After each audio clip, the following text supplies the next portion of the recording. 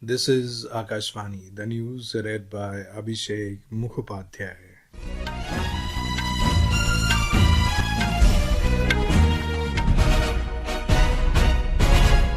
Several union ministers of newly formed Union Council of Ministers have assumed their office today. Shivraj Singh Chauhan today assumed the charge of Minister of Agriculture and Farmers' Welfare. After assuming the charge, Mr. Chauhan said that the Prime Minister has resolved to double the income of farmers and the government is continuously working for that. He said the ministry will now work even faster and will take every possible step for the welfare of farmers. Mr. Chauhan also said that he will hand over the Sankalp Patra to officials today itself.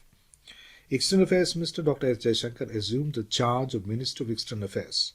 Talking to media after assuming the charge, Dr. Jaishankar said, Bharat First and Vasudhaiv Kutumbakam will be the two guiding axioms for the Indian foreign policy.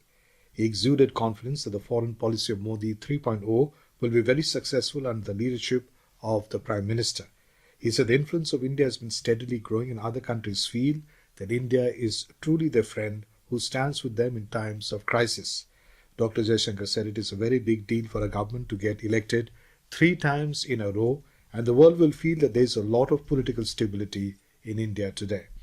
On India's relationship with Pakistan and China for the next 5 years, the External Affairs Minister said the focus will be on finding solution for border issues with China and with Pakistan. India would want to find a solution to cross-border terrorism. Jagat Prakash Nadda took charge as Minister of Health and Family Welfare. Hardeep Singh Puri took charge as the Minister of Petroleum and Natural Gas, and Gajendra Singh Shekhawat took charge as Minister of Culture. Jyotiraditya Scindia today assumed the charge as Minister of Communications.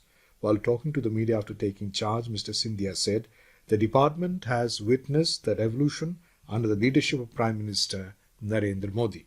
He also said he will put in his best to ensure he delivers according to the aspirations of the Prime Minister as well as 140 crore people of India.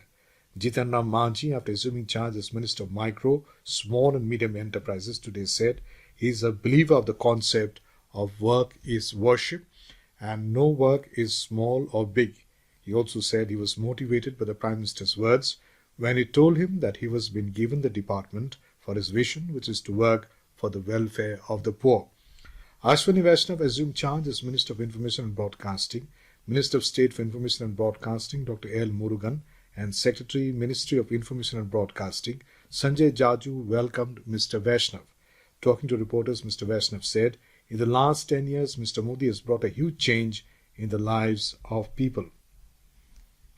Bhupendra Yadav also assumed charge of Environment Minister. Giriraj Singh assumed charge as Union Minister of Textiles in presence of former Textile Minister Piyush Goyal. Odisha BJP Legislature Party will meet in Bhubaneswar today to elect its leader. Union Ministers Rajnath Singh and Bhupendra Yadav have been appointed central observers to oversee the process. A new BJP-led government will assume office in Odisha tomorrow. BJP has secured absolute majority by winning 78 seats. Prime Minister Narendra Modi has said that the people of India have always stood for peace, security and progressive ideas. He stated this while responding to social media posts by former Pakistan Prime Minister and PMLN chief Nawaz Sharif, extending wishes to Mr. Modi on assuming office for the third time. Prime Minister Narendra Modi today stated that both India and Qatar are committed to elevating the bilateral ties to unprecedented heights.